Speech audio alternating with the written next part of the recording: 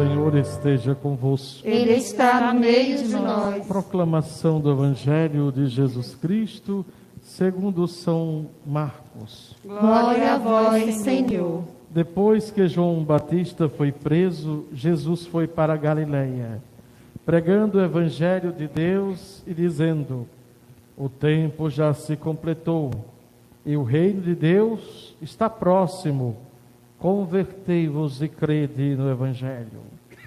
E passando à beira do mar da Galileia, Jesus viu Simão e André, seu irmão, que lançavam a rede ao mar, pois eram pescadores. Jesus lhes disse: segui-me e eu farei de vós pescadores de homens. E eles, deixando imediatamente as redes, seguiram a Jesus. Caminhando mais um pouco, viu também Tiago e João, filhos de Zebedeu. Estavam na barca consertando as redes, e logo os chamou. Eles deixaram seu pai Zebedeu na barca com os empregados e partiram seguindo Jesus. Palavra da salvação. Glória a vós, Senhor. Querida comunidade, irmão e irmã, neste terceiro domingo do tempo comum, quando o Papa Francisco nos convidou a viver e celebrar o domingo da Palavra de Deus, nós então estamos escutando a Palavra de Deus que convoca para uma missão. Temos lá na primeira leitura do livro do profeta Jonas, o chamado de Deus para o profeta Jonas. Aqui é o próprio Jesus que chama. E quando a gente vê o chamado de Deus, como dizíamos domingo passado, o chamado sempre é para uma missão. Deus nos chama para alguma coisa. E este chamamento de Deus, cada um de nós também o recebe em sua vida. Por alguma situação, alguma circunstância, por meio de alguém. Jonas, ele foi chamado para pregar aos ninivitas, que eram muito pecadores, uma cidade entregue ao pecado, e que Deus iria destruir aquela cidade por conta dos seus pecados. Jonas, então, no primeiro momento se recusa, desobedece, foge, mas Deus vai buscá-lo. Lá no meio do mar, vem uma enorme tempestade, e ele é jogado pelos marinheiros dentro da água, e se diz que vem um grande peixe engoli-lo, onde ele passa 3 dias no ventre daquele animal. Irmãos e irmãs, por mais que alguém fuja do chamado de Deus, não pode a pessoa ficar em paz com ele, consigo mesma. Haverá sempre tempestade em sua consciência. O toque de Deus dizendo: eu te chamei, por que você se recusa?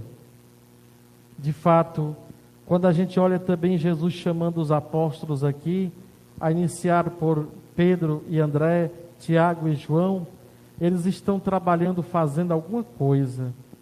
E eu me lembro que no meu curso vocacional de Bíblia, para entrar no seminário, a irmã Valéria, que era biblista, ela dizia, eu perguntava assim: irmã, por que o povo está sempre trabalhando? Ela dizia justamente isso. Porque Deus sabe o valor de quem trabalha. A pessoa que trabalha não é desocupada, sempre é muito atarefada, tem muita coisa para fazer. Deus chama então os ocupados, os que estão trabalhando, para trabalhar na sua messe, para deixar de pescar aquilo que havia pescado a vida toda e agora pescar diferente, pescar corações para Deus, pescar pessoas para a comunidade, para as pastorais, para os grupos. Nós somos os pescadores que o Senhor nos convida. Nós somos os profetas Jonas, que o Senhor está nos chamando para a missão. Aí nós é que temos que pensar: nós somos obedientes a esta palavra ou nós somos desobedientes? Nós respondemos com prontidão ou nós somos lentos para fazer as coisas de Deus? Como é que a gente está agindo na vida? Vocês vejam que graças ao que aconteceu com Jonas, Ele então resolve aceitar a missão e vai pregar aos ninivitas. Passou 3 dias e 3 noites, era para ser assim, mas em um dia ele anunciou a pregação, que Deus iria destruir aquela cidade.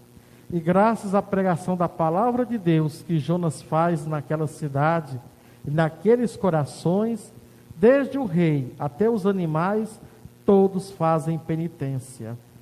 Todos se convertem. O rei baixa um edital, dizendo para todo mundo se vestir com saco, se deitar nas cinzas, fazer jejum, clamar a Deus para ver se Deus perdoa.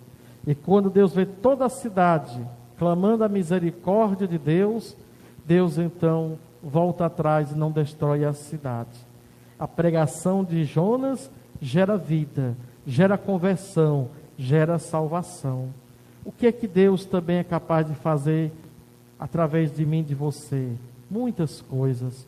O Senhor precisa de cada um de nós na sua missão. Ele quer que a gente continue jogando as redes.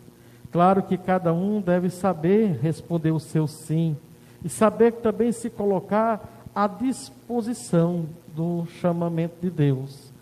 Quando às vezes eu vou atrás de alguém para alguma coisa assim, eu fico sempre tenho que rezar. Mas há pessoas, gente, que é impressionante. Você liga, você nem chamou ainda, você liga para dizer, você está em casa? E às vezes a pessoa já sabe que o padre vai chamar para alguma função, diz assim, oh meu Deus, mas tudo bem, não pode dizer não para o padre, não pode dizer não para Deus. Pode vir, padre, mas já é sim. E a pessoa diz sim. Já outros é preciso passar a noite em vigília, fazendo jejum, rezando, o Espírito Santo ir primeiro, chegar lá para ver se a pessoa aceita a missão, e a pessoa ainda diz não. Geralmente é o tempo, não tem o tempo. É curioso esse negócio de tempo. Às vezes há pessoas que são mais ocupadas que outras, e elas conseguem dar um tempo. Dentro de sua agenda, do seu corre-corre, elas conseguem colocar Deus como prioridade. Conseguem tempo para Deus. Já outras, às vezes, são menos ocupadas que outras, mas ela diz assim, eu não tenho tempo, padre. E às vezes, mesmo quando diz tem tempo, ela faz o serviço assim na igreja, assim, como se fosse empurrado, amarrado, como se fosse um escravo. Então Deus, Ele chama cada um de nós, mas Ele nos deixa livre para dizer sim ou não.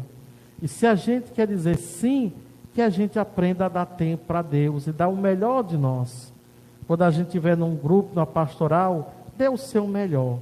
Às vezes a gente está num grupo, veste uma camisa por fora daquele grupo, mas será que a gente está vestindo por dentro? Hoje a gente reunindo o grupo da pastoral do dízimo das comunidades, como fizemos com a da sede, com do Atalho, de São José, e se refletia isso, vestir a camiseta também da igreja por dentro. Esse, principalmente agora, que é o tempo do retorno, o tempo de retornar às nossas missas, aos nossos altares, retornar aos nossos grupos.